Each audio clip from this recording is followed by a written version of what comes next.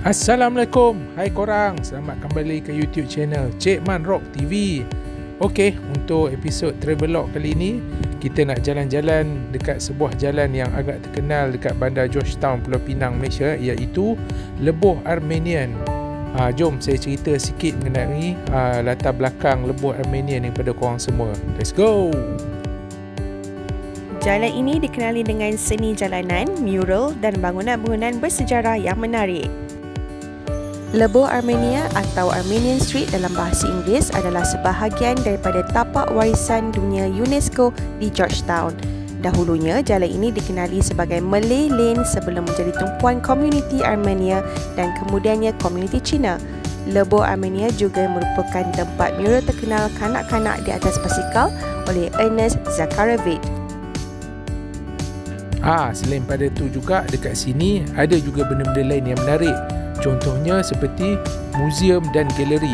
Terdapat muzium seperti batik painting muzium dan galeri yang mempamerkan seni dan budaya tempatan. Ada juga kuil dan rumah ibadat serta macam-macam kedai dan gerai. Korang boleh jumpa kedai antik, cenderamata dan juga kedai menjual makanan, minuman dan macam-macam lagi.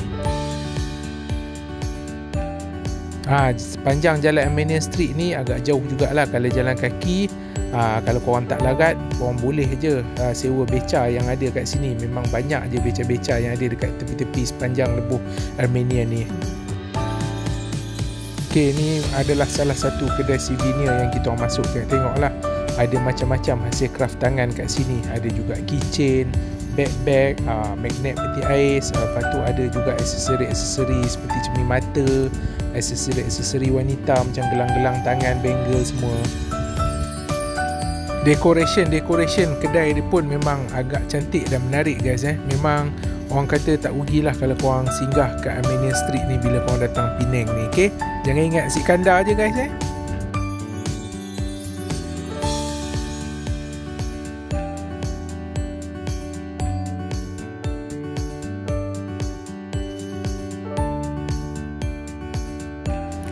Jangan lupa korang tengok ni.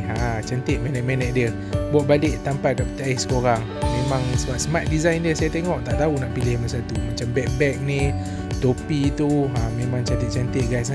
Harga pun boleh orang kata agak berpatutan lah. Kira boleh lah sekali-sekala nak beli.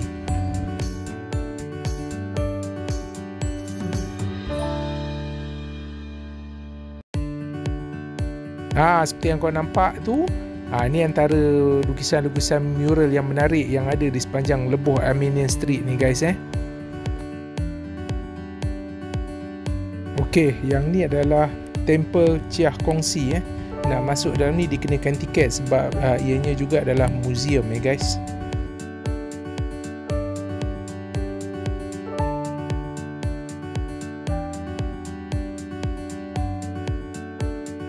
Okey, jom kita sambung jalan-jalan, tengok lagi kedai-kedai yang ada kat sini. Memang banyak guys.